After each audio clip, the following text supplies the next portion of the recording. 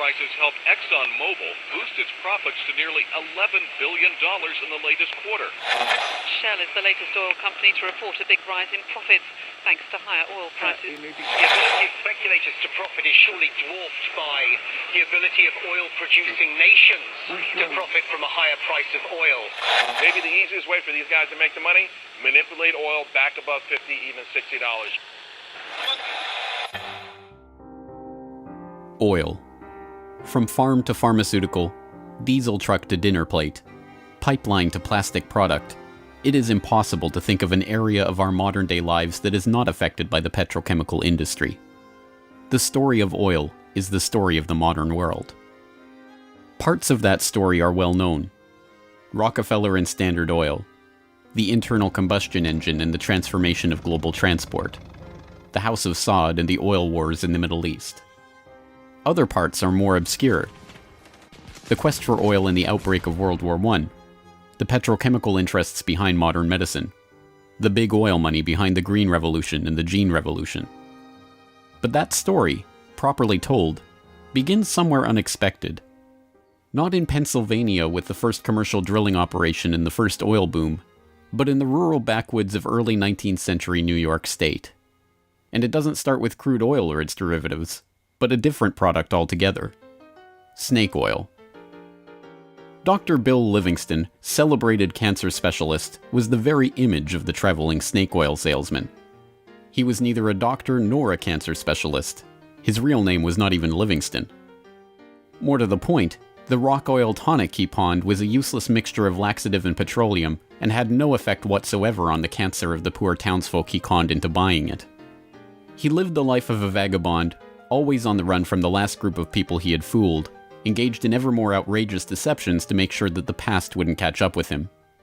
He abandoned his first wife and their 6 children to start a bigamous marriage in Canada at the same time as he fathered 2 more children by a 3rd woman.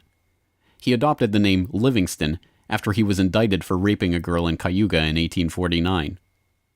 When he wasn't running away from them or disappearing for years at a time, he would teach his children the tricks of his treacherous trade. He once bragged of his parenting technique. "I cheat my boys every chance I get. I want to make them sharp."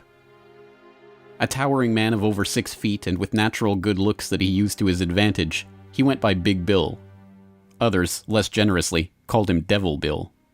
But his real name was William Avery Rockefeller, and it was his son, John D. Rockefeller, who would go on to found the Standard Oil monopoly and become the world's first billionaire. The world we live in today is the world created in Devil Bill's image. It's a world founded on treachery, deceit, and the naivety of a public that has never wised up to the parlor tricks that the Rockefellers and their ilk have been using to shape the world for the past century and a half. This is the story of the oligarchy.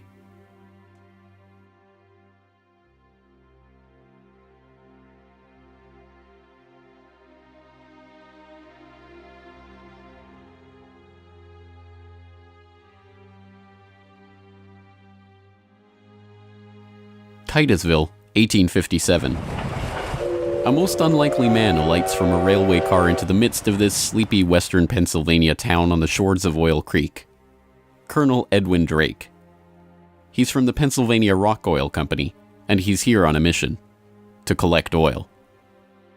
Like Dr. Bill, Drake isn't really a colonel. The title is bestowed on him by George Bissell and James Townsend, a lawyer and a banker who started the Pennsylvania Rock Oil Company after they discovered they could distill the region's naturally occurring Seneca oil into lamp oil or kerosene. Drake is actually an unemployed railroad conductor who talked himself into a job after staying at the same hotel as Bissell the year before. Calling him a colonel, it is hoped, will help win the respect of the locals. The locals think he's crazy anyway. Seneca oil is indeed plentiful, bubbling out of seeps and collecting in the creek, but other than as a cure-all medicine or grease for the local sawmill's machinery, it's hardly seen as something valuable. In fact, it can be a downright nuisance, contaminating brine wells that supply Pittsburgh's booming salt industry. Still, Drake has a task to complete: finding a way to collect enough oil to make the distillation of Seneca oil into lamp oil profitable. He tries everything he can think of. The Native Americans had historically collected the oil by damming the creek near a seep and skimming the oil off the top. But Drake can only collect 6 to 10 gallons of oil a day this way, even when he opens up extra seeps. He tries digging a shaft, but the groundwater floods in too quickly. By the summer of 1859, he's desperate. Drake is running out of ideas, Bissell and Townsend are running out of patience, and, most importantly, the company is running out of funds. He turns to Uncle Billy Smith, a Pittsburgh blacksmith who had experience drilling brine wells with steam-powered equipment. They get to work drilling down through the shale bedrock to reach the oil. It's maddeningly slow work, with the crude equipment struggling to get through 3 feet of bedrock a day. By August 27th, they've drilled down 69.5 feet. Drake has used the last of his funds, and Bissell and his partners have decided to close up the operation. On August 28th, they strike oil.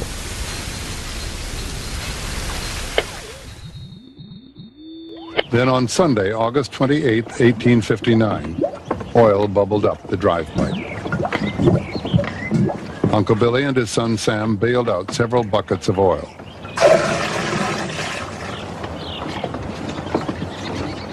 On Monday, the very day that Colonel Drake received his final payment and in order to close down the operation, they hitched the walking beam to a water pump and the oil began to flow. The first oil was to sell for $40 a barrel. Years later, a local newspaper interviewed Uncle Billy about the day they struck oil. I commenced drilling, and at 4 o'clock I struck the oil. I says to Mr. Drake, "Look there, what do you think of this?" He looked down the pipe and said, "What's that?" I said, "That is your fortune."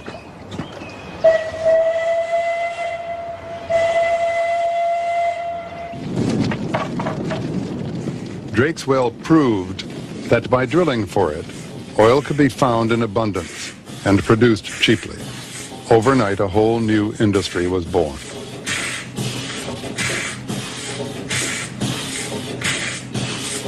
Before long, in millions of homes, farms, and factories around the world, lamps would be lit with kerosene, refined from West Pennsylvania crude. When the word came out that Drake had struck oil, the cry went up throughout the narrow valleys of western Pennsylvania. The crazy Yankee has struck oil, the crazy Yankee has struck oil. And it was the first great boom. It was like a gold rush.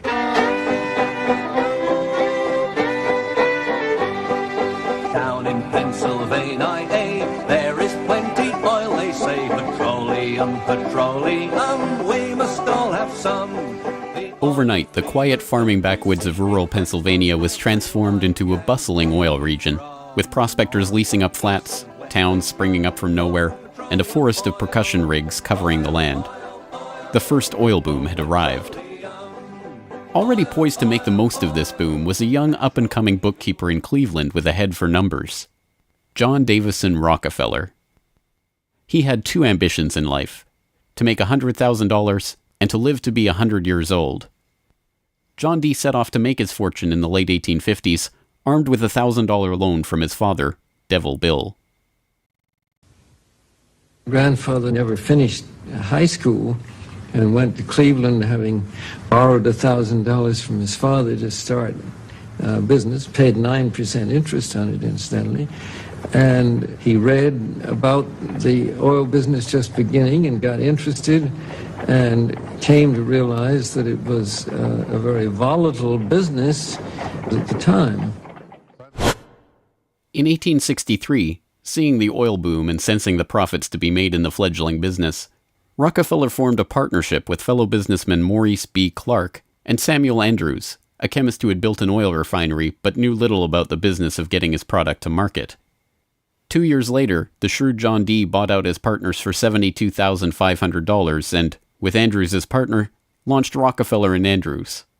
By 1870, after 5 years of strategic partnerships and mergers, Rockefeller had incorporated Standard Oil. The story of the rise of Standard Oil is an oft-told one. In a move that would transform the American economy, Rockefeller set out to replace a world of independent oilmen with a giant company controlled by him. In 1870, begging bankers for more loans, he formed Standard Oil of Ohio. The next year, he quietly put what he called our plan his campaign to dominate the volatile oil industry into devastating effect. Rockefeller knew that the refiner with the lowest transportation cost could bring rivals to their knees. He entered into a secret alliance with the railroads called the South Improvement Company. In exchange for large, regular shipments, Rockefeller and his allies secured transport rates far lower than those of their bewildered competitors. By 1879, when Rockefeller is 40, he controls 90% of the oil refining in the world. Within a few years, he will control 90% of the marketing of oil and a third of all of the oil wells. So this very young man controls what is not only a national but an international monopoly in a commodity that is about to become the most important strategic commodity in the world economy. By the 1880s, the American oil industry was the Standard Oil Company, and Standard Oil was John D. Rockefeller. But it wasn't long until a handful of similarly ambitious and well-connected families began to emulate the Standard Oil success story in other parts of the globe. One such competitor emerged from the Caucasus in the 1870s, where Imperial Russia had opened up the vast Caspian Sea oil deposits to private development. Two families quickly combined forces to take advantage of the opportunity. The Nobels, led by Ludwig Nobel and including his dynamite-inventing, prize-creating brother Alfred, and the French branch of the infamous Rothschild banking dynasty, led by Alphonse Rothschild. In 1891, the Rothschilds contracted with M. Samuel & Co., a Far East shipping company headquartered in London and run by Marcus Samuel, to do what had never been done before: ship their Nobel-supplied Caspian oil through the Suez Canal to East Asian markets. The project was immense. It involved not only sophisticated engineering to construct the first oil tankers to be approved by the Suez Canal Company, but the strictest secrecy. If word of the endeavor was to get back to Rockefeller through his international intelligence network, it would risk bringing the wrath of Standard Oil, which could afford to cut rates and squeeze them out of the market. In the end, they succeeded, and the first bulk tanker, the Murex, sailed through the Suez Canal in 1892 en route to Thailand. In 1897, M. Samuel & Co. became the Shell Transport and Trading Company. Realizing that reliance on the Rothschild Nobel Caspian oil left the company vulnerable to supply shocks, Shell began to look to the Far East for other sources of oil. In Borneo, they ran up against Royal Dutch Petroleum, established in The Hague in 1890 with the support of King William III of the Netherlands, to develop oil deposits in the Dutch East Indies. The two companies, fearing competition from Standard Oil, merged in 1903 into the Asiatic Petroleum Company, jointly owned with the French Rothschilds, and in 1907 became Royal Dutch Shell. Another global competitor to the Standard Oil throne emerged in Iran at the turn of the 20th century.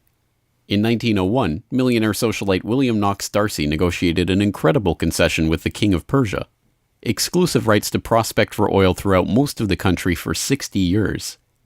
After 7 years of fruitless search, D'Arcy and his Glasgow-based partner, Burma Oil, were ready to abandon the country altogether. In early May of 1908, they sent a telegram to their geologist telling him to dismiss his staff, dismantle his equipment, and come back home.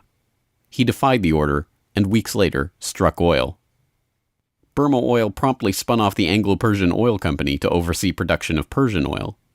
The British government took 51% majority control of the company's shares in 1914 at the behest of Winston Churchill, then First Lord of the Admiralty, and survives today as BP. The Rothschilds and Nobels, the Dutch royal family, the Rockefellers. These early titans of the oil industry and their corporate shells pioneered a new model for amassing and expanding fortunes hitherto unheard of. They were the scions of a new oligarchy, one built around oil and its control, from wellhead to pump. But it was not just about money. The monopolization of this, the key energy resource of the 20th century, helped secure the oligarchs not just wealth, but power over the lives of billions. Billions who came to depend on black gold for the provision of just about every aspect of their daily lives. In the late 19th century, however, it was by no means certain that oil would become the key resource of the 20th century. As cheap illumination from the newly commercialized light bulb began to destroy the market for lamp oil, the oligarchs were on the verge of losing the value from their monopoly. but a series of lucky strikes was about to catapult their fortunes even further. The very next year after the commercial introduction of the light bulb, another invention came along to save the oil industry. German engineer Carl Benz patented a reliable two-stroke internal combustion engine. The engine ran on gasoline, another petroleum byproduct, and became the basis for the Benz motor wagon that, in 1888, became the first commercially available automobile in history. And with that stroke of luck, the business that Rockefeller and the other oligarchs had spent decades consolidating was saved. But more luck was needed to ensure the market for this new engine. In the early days of the automobile era, it was by no means certain that gas-powered cars would come to dominate the market. Working models of electric vehicles had been around since the 1830s, and the first electric car was built in 1884. By 1897, there was a fleet of all-electric taxis shuttling passengers around London. The world land speed record was set by an electric car in 1898. By the dawn of the 20th century, electric cars accounted for 28% of the automobiles in the United States. The electrics had advantages over the internal combustion engine. They required no gear shifting or hand cranking, and had none of the vibration, smell, or noise associated with gasoline-powered cars. Lady Luck intervened again on January 10, 1901, when prospectors struck oil at Spindletop in East Texas. The gusher blew 100,000 barrels a day and set off the next great oil boom, providing cheap, plentiful oil to the American market and driving down gas prices. It wasn't long before the expensive, low-range electric engines were abandoned altogether, and big, loud, gas-guzzling engines came to dominate the road, all fueled by the black gold that Standard Oil, Shell, Gulf, Texaco, Anglo-Persian, and the other oil majors of the time were drilling, refining, and selling. Perhaps John D's greatest stroke of luck, however, was not supposed to be luck at all. Rockefeller had come under increasing scrutiny by a public outraged by the unprecedented wealth he had amassed through Standard Oil. Muckraking reporters like Ida Tarbell began digging up the dirt on his rise to power through railroad conspiracies, secret deals with competitors, and other shady practices.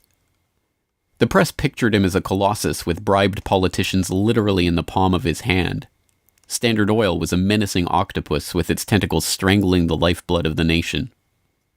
Hearings began, investigations were launched, lawsuits were brought against him, and then, finally, in 1911, the Supreme Court made a monumental decision.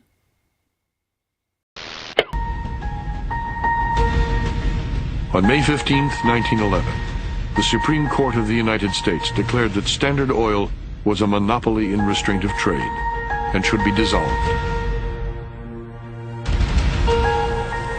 Rockefeller heard of the decision while golfing at Kykuit with a priest from the local Catholic Church, Father J.P. Lennon.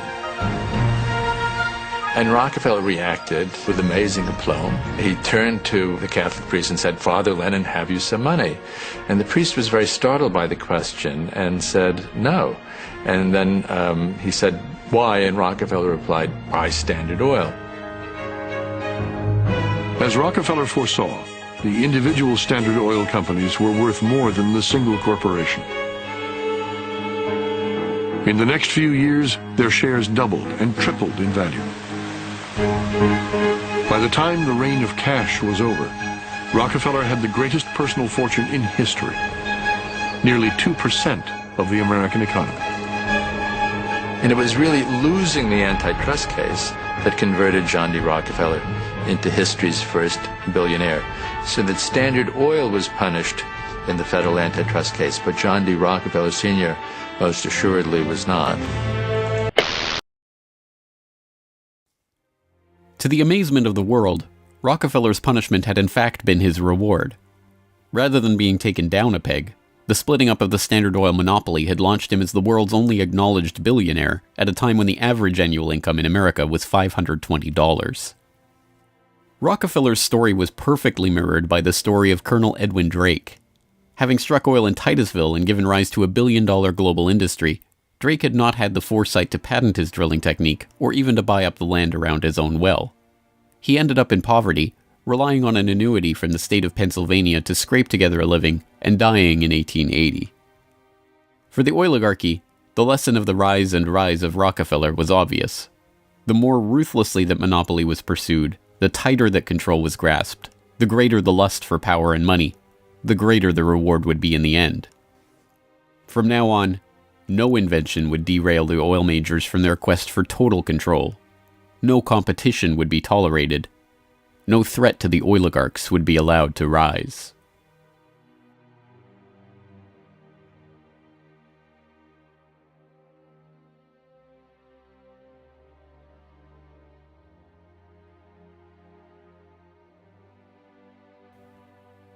When asked how he could justify the treachery and deceit with which he had pursued the creation of the Standard Oil monopoly, John D. Rockefeller is reputed to have said, "Competition is a sin."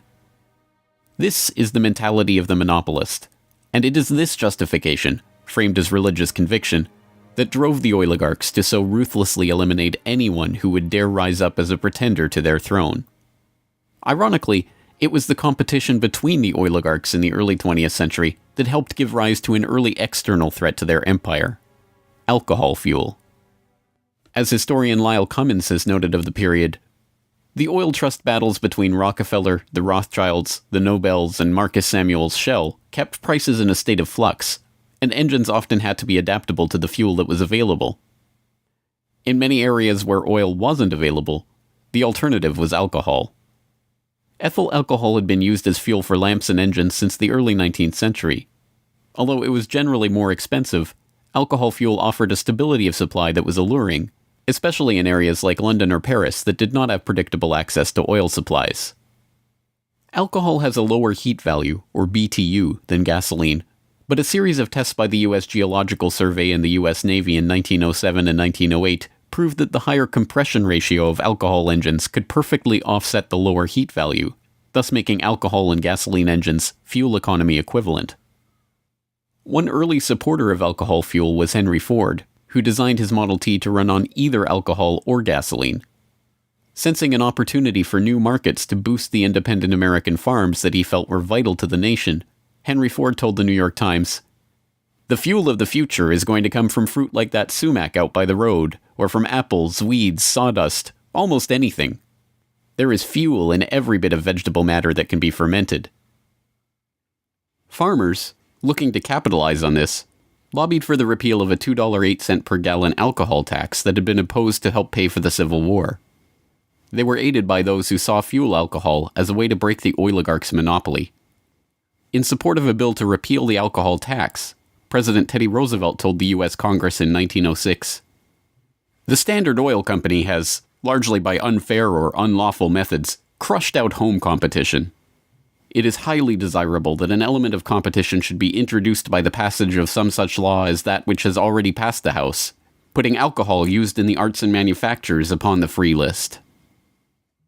The alcohol tax was repealed in 1906, and for a time corn ethanol at 14 cents a gallon was cheaper than gasoline at 22 cents a gallon.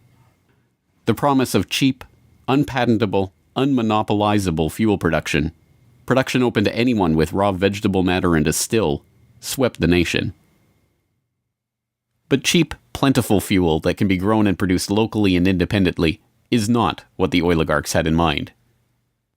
A 1909 USGS report comparing gas and alcohol engines had noted that a significant point in alcohol fuel's favor was that there were fewer restrictions on alcohol engines.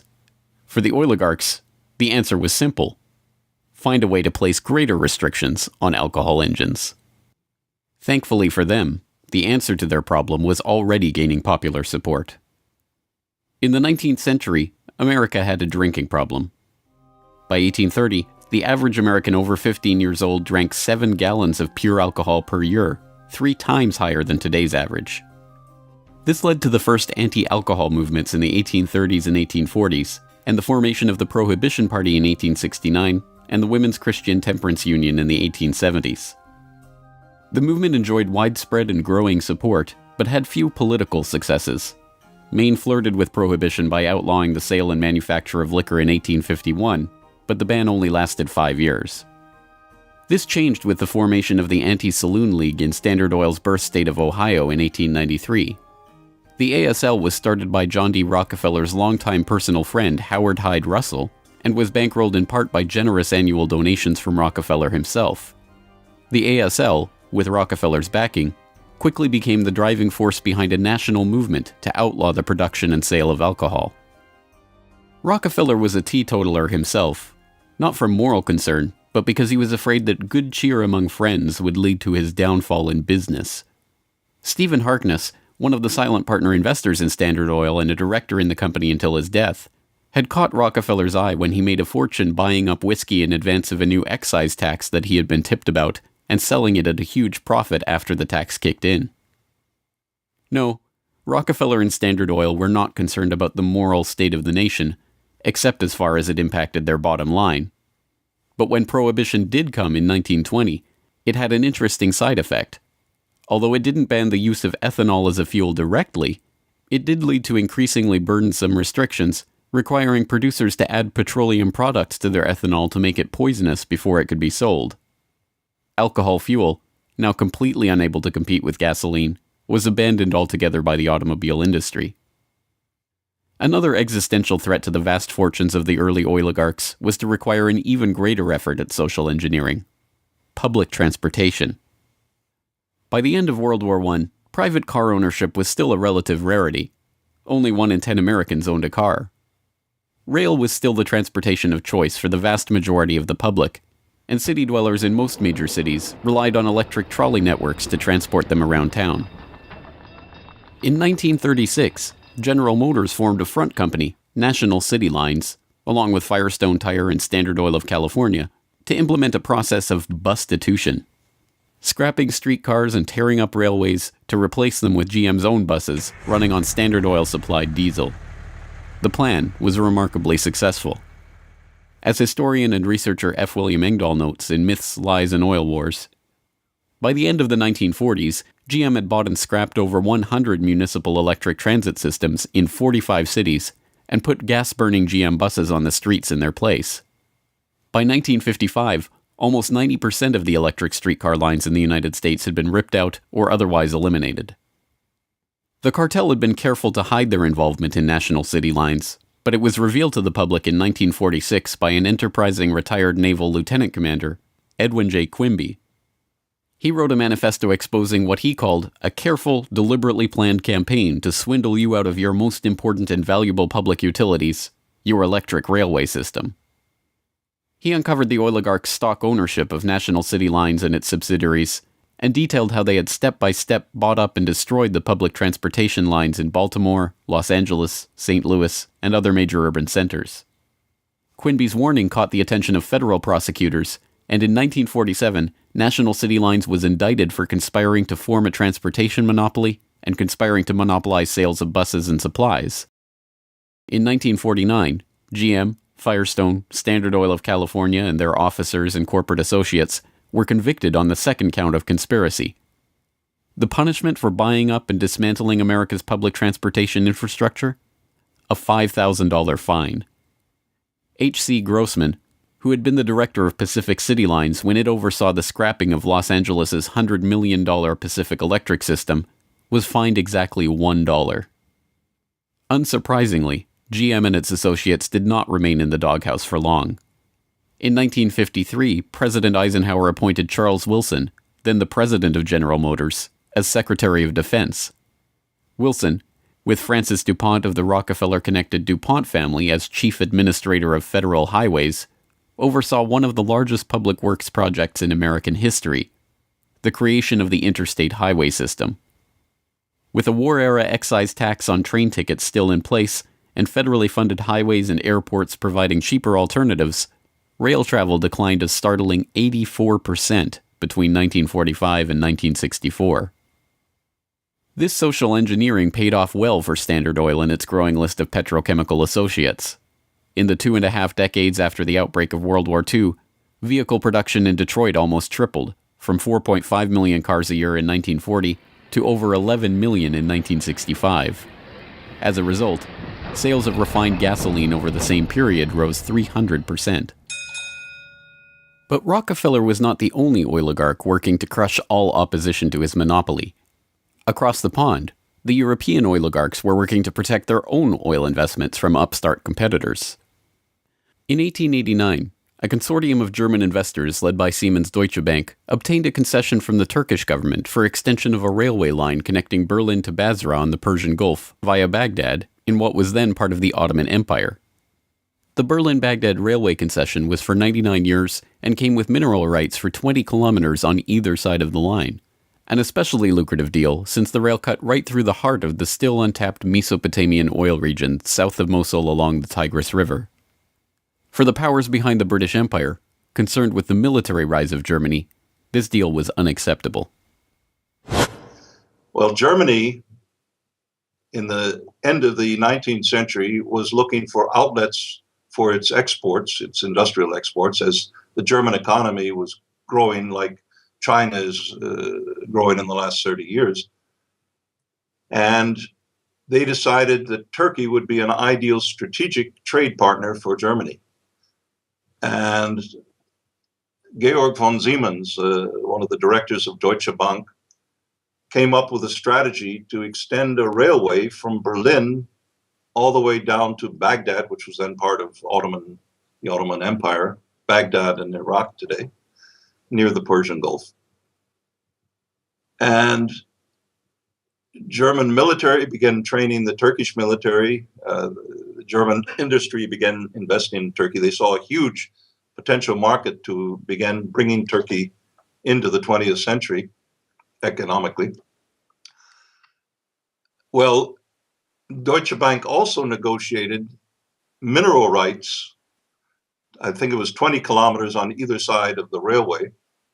And it was already known in 1914 that Mosul and these other areas contained huge petroleum deposits. Well, why is that significant? At the end of the century, 19th century, Jack Fisher, the Lord of the Admiralty and the head of the Royal Navy, advocated the conversion of the British Navy from coal-fired to oil-fired, that it would have a qualitative strategic improvement in their every aspect of warship design. And since Britain didn't know that they had any oil back then, they went to Persia and swindled the Shah at that time out of oil rights in Persia. They went to Kuwait and backed a coup d'etat of the Al-Sabah family to be a British pawn. And they literally wrote a contract with him that nothing that Kuwait does with the outside world will be done without approval of the British governor.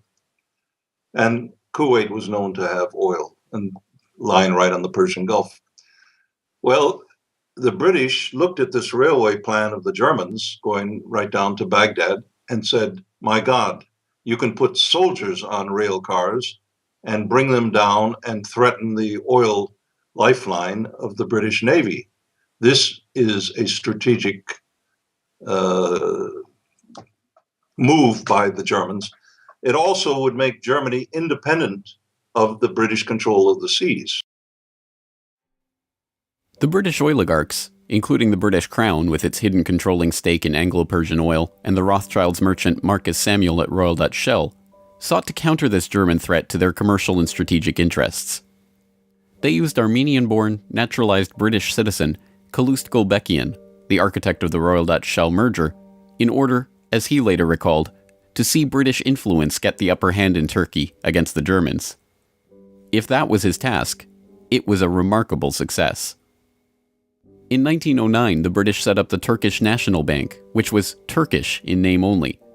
Founded by London banker Sir Edward Castle and with directors like Hugo Baring of the Barings banking family, Castle himself, and Gulbenkian, the bank set up the Turkish Petroleum Company in 1912. Formed explicitly to exploit the petroleum-rich oil fields of Iraq, then part of the Ottoman Empire, Gulbenkian brokered a deal that forced Deutsche Bank, with its 40-kilometer concessions along the oil-rich Baghdad railway line, into a junior partnership in the company. The stock was split so the British government's Anglo-Persian Oil Company owned half the shares, with Royal Dutch Shell and Deutsche Bank splitting the other half. Their plan to take over Germany's Turkish oil interests had been successful, but in an amazing irony, it didn't even matter. Gulbenkian finished negotiations for the Iraqi oil concession on June 28, 1914, the same day Archduke Ferdinand was shot in Sarajevo. An alliance the British had been brokering for years to constrain the rising German threat, an alliance involving France and Russia, kicked into motion, and the world was engulfed in war. By the end of World War I, The British and their allies had taken over Iraq and its oil deposits anyway.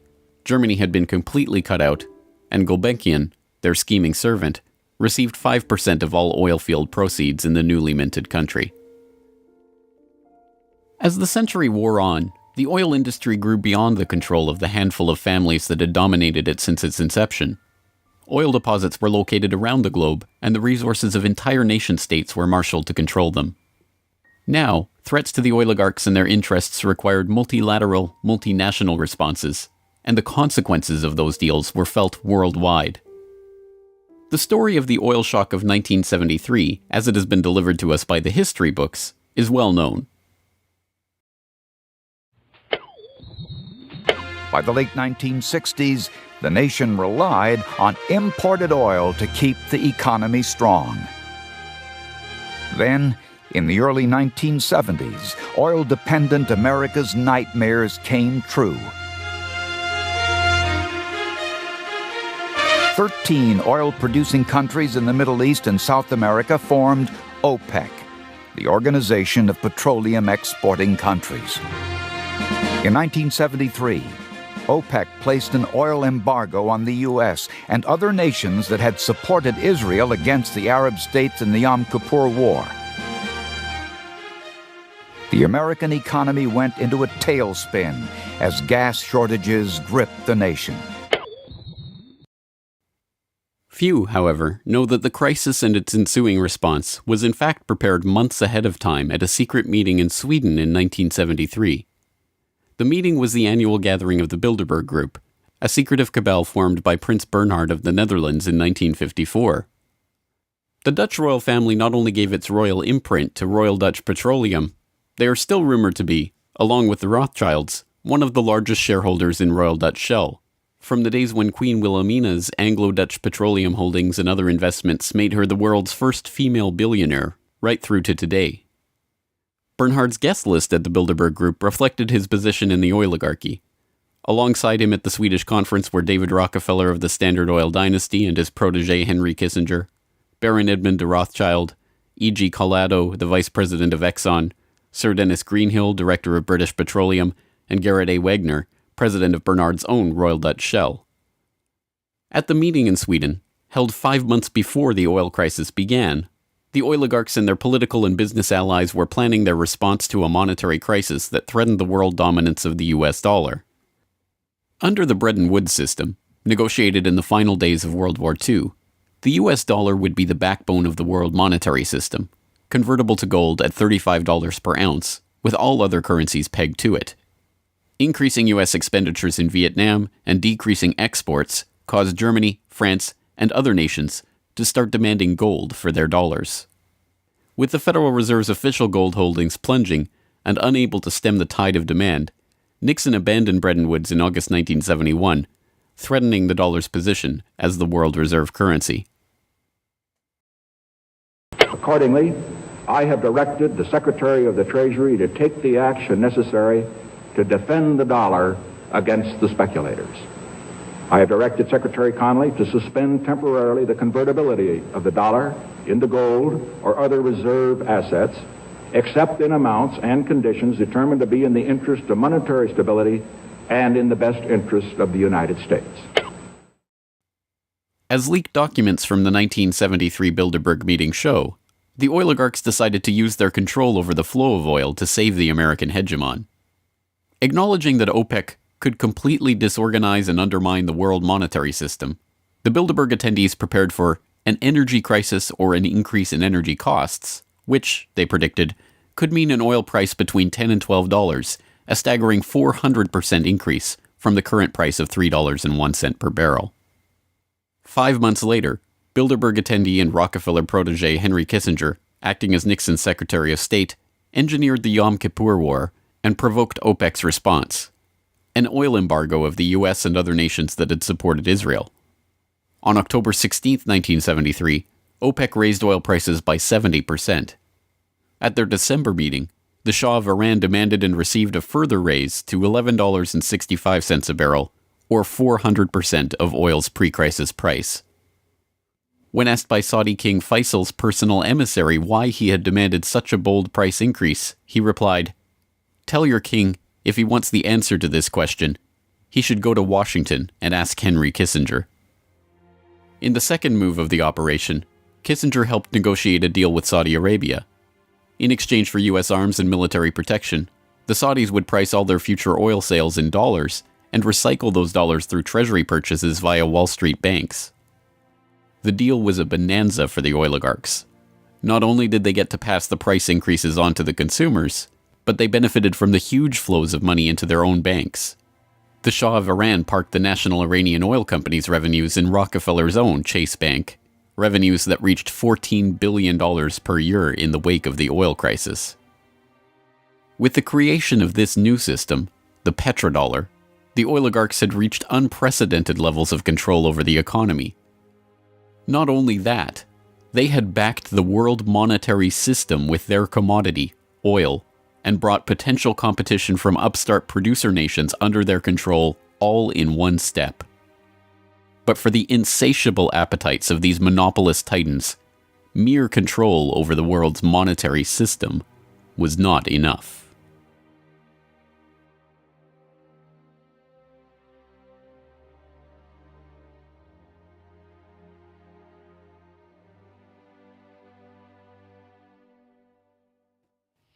In the 19th century, railroad conspiracies and predatory pricing had been enough to assure the oligarchs' monopoly. But by the time that the British Crown, the Dutch royal family, the Rothschilds, and the other European oligarchs began opening up the Middle East and the Far East to oil exploration in the early 20th century, the goal was no longer to maximize profits or control the oil industry. It was not even to control international diplomacy. It was to control and shape the world itself, its resources, its environment, and its people. In order to achieve this goal, the oligarchy would need a facelift. In the current age, with the Rockefeller name now more likely to be associated with Rockefeller Plaza or Rockefeller University than Standard Oil, it is difficult to understand just how hated John D. was in his own day. He was the head of the Standard Oil Hydra, an octopus strangling the world in his tentacles, a cutthroat gardener pruning the competitors from the flower of his oil monopoly. As one of the richest men the world had ever known, he was an easy target for the average working man's frustration and a magnet for the poor seeking help. He received on average 50 to 60,000 letters a month asking for help. Dozens of people followed him in the street. Literally, crowds stood around the Standard Oil offices, waiting for him to come out. Little children, painfully thin, crying in the street and so on. Rockefeller felt overwhelmed. Besieged by the downtrodden, despised by the working man, hounded by Ida Tarbell and the muckraking press, John D. had the mother of all PR problems. The answer was simple: invent the PR industry. He hired Ivy Ledbetter Lee, a journalist turned communications expert who invented the modern public relations industry, to burnish the Rockefellers' tarnished image. It was Lee that suggested giving the family name to Rockefeller Center and filming John D. handing out dimes in public. An early master of public relations, Lee used the media which the muckrakers had used to disgrace Rockefeller to turn him into a sympathetic figure. Ivy Lee recognized early the power of the new moving picture and used newsreels to show a remarkably benevolent Rockefeller. I am very grateful to you and to a host of people who are so kind and good to me all the time. Why? Because you're so good to everybody. Yes, you are. As Ivy Lee began to kind of control his public image, he became oddly a kind of American character. And people kind of warmed to him in a bizarre sort of way. It was like having Frankenstein on the loose walking around New York City or something like that with a cane and a long hat. Although this plane never takes off, this photo opportunity was presented as Senior's first flight. Perhaps Ivy Lee's most brilliant public relations move was the casting of Rockefeller as the man who gave out dimes. Don't you give a dime, Mr. Rockefeller?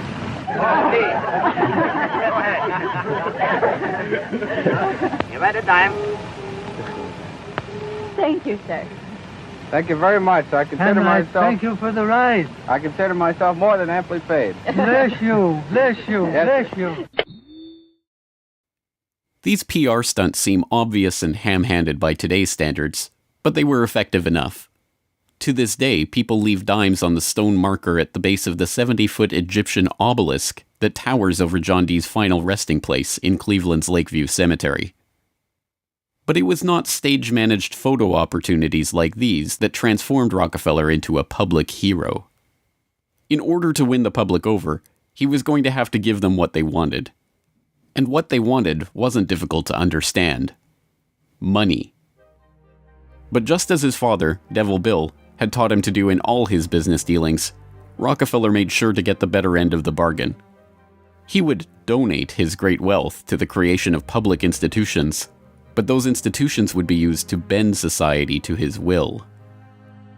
As every would-be ruler throughout history has realized, society has to be transformed from the ground up.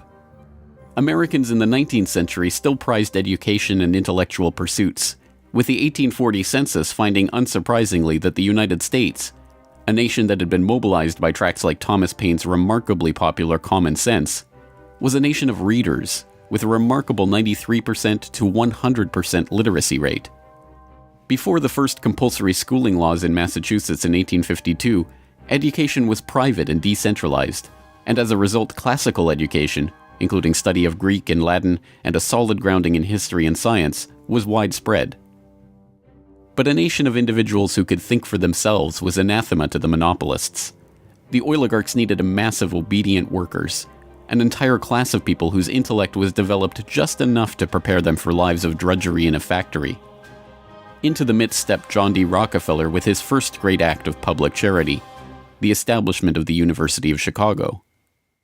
He was aided in this task by Frederick Taylor Gates, a Baptist minister that Rockefeller befriended in 1889 and who would go on to be John Dee's most trusted philanthropic advisor.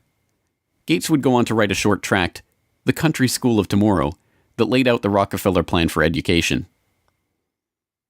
In our dream, we have limitless resources, and the people yield themselves with perfect docility to our molding hand. The present educational conventions fade from our minds, and, unhampered by tradition, we work our own goodwill upon a grateful and responsive folk. We shall not try to make these people or any of their children into philosophers, or men of learning or science. We are not to raise up from among them authors, orators, poets, or men of letters. We shall not search for embryo great artists, painters, musicians, nor will we cherish even the humbler ambition to raise up from among them lawyers, doctors, preachers, politicians, statesmen, of whom we now have ample supply. Although Rockefeller's resources weren't exactly limitless, they might as well have been. In 1902, he established the General Education Board to help implement Gates's vision for the Country School of Tomorrow with a staggering $180 million endowment. The Rockefeller influence on education was felt almost immediately, and it was amplified by help from fellow monopolists of the era who were approaching the topic of philanthropy from the same angle. Although best known as a steel magnate, Andrew Carnegie's fortune started on the railroads transporting Rockefeller's Standard Oil around the country, and was greatly magnified by a lucrative investment in property near Oil Creek that provided steady, profitable oil sales. In 1905, he established the Carnegie Foundation for the Advancement of Teaching, a tax-free foundation through which Carnegie and his appointees could direct the development of the education system in the United States, and, eventually, worldwide. In 1910, Rockefeller followed suit by establishing the Rockefeller Foundation, which became the tax-free umbrella organization for his philanthropic ambitions. As the Reese Committee, a congressional investigation into the activities of these tax-free foundations in the 1950s, discovered, it wasn't long before Carnegie's endowment approached Rockefeller's foundation with a proposal to cooperate on their shared desire to transform the American education system in their own image. Norman Dodd, the director of research for the congressional committee who was granted access to the Carnegie Endowment's board minutes, explains. So they approach the Rockefeller Foundation with the suggestion that that portion of education which could be considered domestic be handled by the Rockefeller Foundation, and that portion, which is international, should be handled by the endowment. And they then decide that the key to the success of these two operations lay in an alteration in the teaching of American history.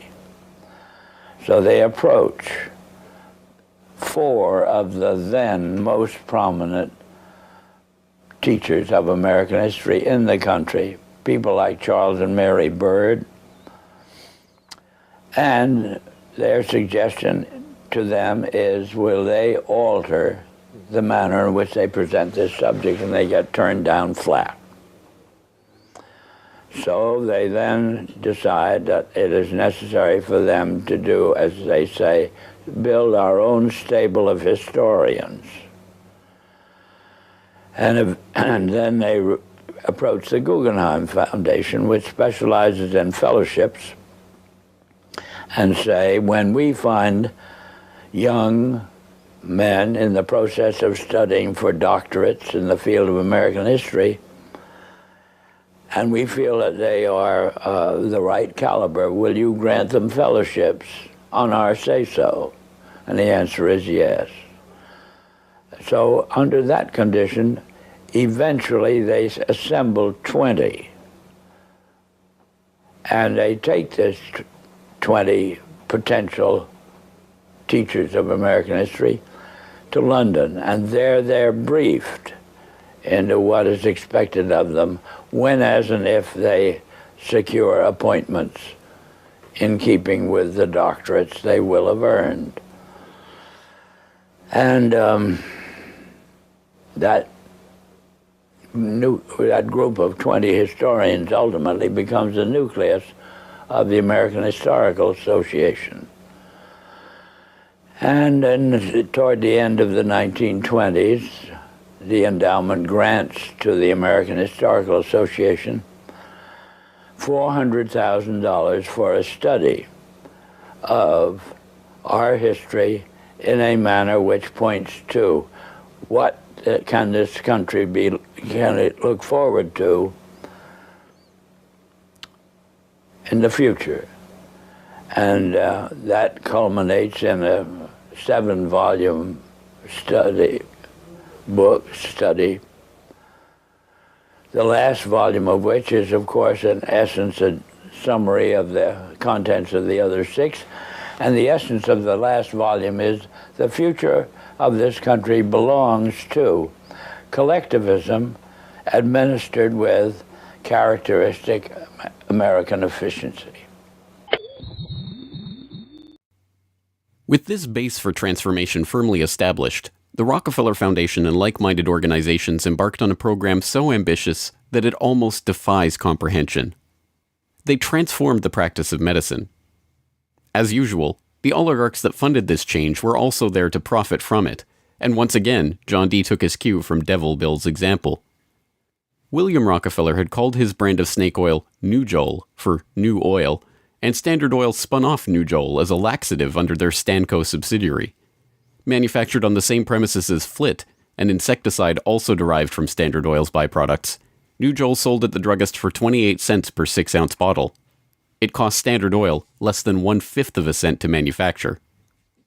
Pharmaceuticals provided a lucrative new opportunity for the oligarchs, but in a turn-of-the-century America that was still largely based on naturopathic, herbal remedies, it was a tough sell. The oligarchy went to work changing that. In 1901, John D. established the Rockefeller Institute for Medical Research. The institute recruited Simon Flexner, a pathology professor at the University of Pennsylvania, to serve as its director. His brother, Abraham, was an educator who was contracted by the Carnegie Foundation to write a report on the state of the American medical education system. His study, the Flexner Report, along with the hundreds of millions of dollars that the Rockefeller and Carnegie Foundations were to shower on medical research in the coming years, resulted in a sweeping overhaul of the American medical system. Naturopathic and homeopathic medicine, medical care focused on unpatentable, unmarketable natural remedies and cures, was now dismissed as quackery. Only drug-based allopathic medicine requiring expensive medical procedures and lengthy hospital stays was to be taken seriously. The fortunes of Carnegie, Morgan, and Rockefeller financed surgery, radiation, and synthetic drugs. They were to become the economic foundations of the new medical economy. The takeover of the medical industry was accomplished by the takeover of the medical schools. Well, the people that we're talking about, Rockefeller and Carnegie in particular, came to the picture and said, we will put up money. They offered tremendous amounts of money to the schools that would agree to cooperate with them. The donors said to the schools, we're giving you all this money. Now, would it be too much to ask if we could put some of our people on your board of directors to see that our money is being spent wisely? Almost overnight, all of the major universities received large grants from these sources and also accepted 1, 2, or 3 of these people that I mentioned on their board of directors, and the schools literally were taken over by the financial interests that put up the money. Now, what happened as a result of that is that the schools did receive an infusion of money. They were able to build new buildings. They were able to add expensive equipment to their laboratories. They were able to hire top-notch teachers. But at the same time as doing that, they skewed the whole thing in the direction of pharmaceutical drugs. That was the efficiency in philanthropy. The doctors from that point forward in history would be taught pharmaceutical drugs. All of the great teaching institutions in America were captured by the pharmaceutical interests in this fashion. And it's amazing how little money it really took to do it. The oligarchy birthed entire medical industries from their own research centers and then sold their own products from their own petrochemical companies as the cure. It was Frank Howard, a Standard Oil of New Jersey executive, who would go on to persuade Alfred Sloan and Charles Kettering to donate their fortunes to the cancer center that would then bear their name. As director of research at Sloan Kettering, Howard appointed Cornelius Rhodes, a Rockefeller Institute pathologist, to develop his wartime research on mustard gas for the U.S. Army into a new cancer therapy. Under Rhodes's leadership, nearly the entire program and staff of the Chemical War Service was reformed into the Sloan Kettering Drug Development Program, where they worked on converting mustard gas into chemotherapy. And once again, the Rockefellers' own snake oil was being sold as a cancer cure-all. The oligarchs' interest in the burgeoning pharmaceutical industry converged in companies like IG Farben, a drug and chemical cartel formed in Germany in the early 20th century. Royal Dutch's own Prince Bernhard served on an IG Farben subsidiary's board in the 1930s, and the cartel's American operation, set up in cooperation with Standard Oil, included on its board Standard Oil president Walter Teagle, as well as Paul Warburg of Kuhn-Loeb and Company, itself headed by Jacob Schiff of the Rothschild broker family. At its height, IG Farben was the largest chemical company in the world, and the 4th largest industrial concern in the world, right behind Standard Oil of New Jersey. The company was broken up after World War II, but like Standard Oil, its various pieces remained intact, and today BASF, one of its chemical offshoots, remains the largest chemical company in the world, while Bayer and Sanofi, 2 of its pharmaceutical offshoots, are among the largest pharmaceutical companies in the world. Not content merely to monopolize the fields of education and medicine, the same oligarchical interests banded together to take control of America's finances. In 1910, John D. Rockefeller Jr.'s own father-in-law, Senator Nelson Aldrich, Frank Vanderlip of the National City Bank, and Paul Warburg, as well as various agents of J.P. Morgan, met in complete secrecy on Jekyll Island to hammer out the details of what would go on to become the Federal Reserve, America's central bank. The Fed, established in 1913, would be run by hand-picked appointees of the oligarchy and their banking associates, including, perhaps inevitably, Standard Oil president and American IG director Walter Teagle. The Rockefeller family would go on to formally enter the banking field in the 1950s when James Stillman Rockefeller, the grandson of John D's brother, was appointed director of National City Bank. Meanwhile, John D's own grandson, David Rockefeller, would go on to take over Chase Manhattan Bank, the longtime banking partner of the Standard Oil empire. In this move, the Rockefeller story perfectly mirrored that of their fellow oligarchs, the Rothschilds. Whereas the Rothschilds had supplemented their banking fortune with their oil interests, The Rockefellers supplemented their oil fortune with banking interests. Springboarding from success to success as they consolidated monopolies across every field of human activity, the oligarchs' ambitions became even larger. This time, their goal was to consolidate control over the very food supply of the world itself. And once again, they would use philanthropy as the cover for their business takeover. The Green Revolution began in 1943 when plant geneticist Norman Borlaug and a team of researchers arrived on Mexican soil. His goal was to improve agricultural techniques and biotechnological methodologies, which in turn would help alleviate starvation and improve the living quality of developing nations. Creating new genetically modified strains of wheat, rice, maize, and other crops, Borlaug planned to win the battle against world hunger. The hope was that these new crops and farming techniques would rescue third world countries from the brink of starvation. That's exactly what happened. The agricultural innovations brought to the poverty-stricken countries gave the farmers the skills and resources necessary to sustain themselves. This triggered a chain of events that would allow these once struggling nations to survive. Agricultural exports soared in quantity and diversity and allowed the countries to become self-sufficient. As the genetically modified crops thrived, farmers were able to use their increased income to purchase newer and superior farming machinery. This increase in revenue made farming easier, more reliable, and more efficient. The Green Revolution led to the modernization of agriculture and has had a profound social, economic, and political impact on the world. The Mexican government turned to the Rockefeller Foundation in their endeavor to nourish Mexico through agriculture. Norman Borlaug, needless to say, was a researcher for the Rockefeller Foundation, and the Green Revolution, for whatever increase in yields it brought about, also created markets for the oligarchs' own interest in the petrochemical fertilizer industry and gave rise to the ABCD seed cartel of Archer Daniels Midland, Bunge, Cargill, and Louis Dreyfus. These companies, along with their associated interests in the food packaging and processing industry, formed the core of American agribusiness, a concept developed at Harvard Business School in the 1950s with the help of research conducted by Vasily Leontief for the Rockefeller Foundation. The American agribusiness giants shared a common goal: the transformation of third world agriculture into a captive market for their goods. From this perspective, the project was a runaway success. By the 1970s, the Rockefeller Standard Oil network and its cronies in the nitrogen fertilizer industry, including DuPont, Dow Chemical, and Hercules Powder, had broken into markets around the world, markets conveniently forced open for them by the U.S. government itself under President Johnson's Food for Peace program, which mandated the use of petrochemical-dependent agricultural technologies by aid recipients. Unable to afford these new technologies themselves, the impoverished Third World beneficiaries of this revolution relied on loans from the International Monetary Fund and the World Bank, handled by Rockefeller's own Chase Manhattan Bank and guaranteed by the U.S. government.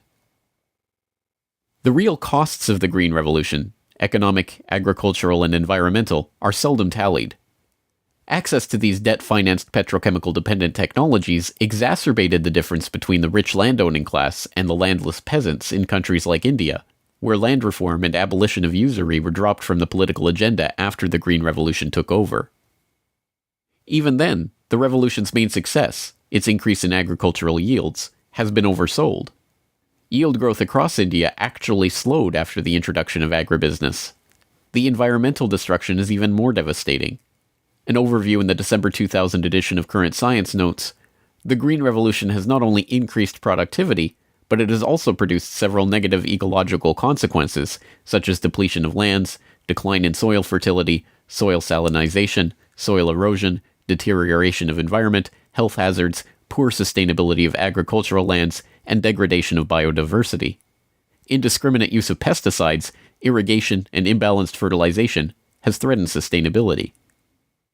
The Rockefeller Foundation even acknowledges the critiques of the Green Revolution it funded into existence, insisting that current initiatives take into account lessons learned. Even so, the Foundation continues to fund research and write reports on how to improve prospects for agribusiness investment in its target markets. As egregious as the Green Revolution was and continues to be, however, in many ways it was just the prelude to an even more ambitious project, the Gene Revolution. Now the project is not merely to monopolize the technologies, supplies, and chemical inputs for agriculture worldwide, but to monopolize the food supply itself through the replacement of the world's natural seeds with patentable, genetically modified crops. The players involved in this gene revolution are almost identical to the players in the green revolution, with IG Farben offshoots, Bayer Crop Science and BASF Plant Science, mingling with traditional oligarch associate companies like Dow AgroScience, DuPont Biotechnology, and, of course, Monsanto, all funded by the Rockefeller Foundation and fellow philanthropists at the Ford Foundation, the Bill and Melinda Gates Foundation, and like-minded organizations. The convergence of corporate, philanthropic, governmental, and intergovernmental interests in promoting GM crops around the world can be seen in the bewildering array of research institutes, industry associations, and consultative groups devoted to the case. The Rockefeller-funded International Rice Research Institute, the Rockefeller-Monsanto USAID Brainchild International Service for the Acquisition of Agribiotech Applications, the Rockefeller-Ford World Bank-created Consultative Group of International Agricultural Research, and dozens of other bland, benign-sounding organizations research and promote GM crops in target markets around the globe, with the profits ending up in the oligarchs' coffers. A representative example of this story is the agribusiness neocolonization of Argentina, where Monsanto ran an elaborate bait-and-switch to get the country hooked on its genetically modified Roundup-ready soybeans before demanding royalties on the crops that were by then already growing. DuPont then took over, magnanimously beginning a Protein for Life program to foist their own GM soybeans on the country's poor. The same scene has played itself out in country after country, where cartel-developed GM crops are foisted on emerging economies through food aid, usually during times of famine when those countries are especially vulnerable. Only a handful of countries like Zambia or Angola have outright rejected this GMO takeover of their food supply, generously subsidized by the US government to the benefit of the agribusiness cartel.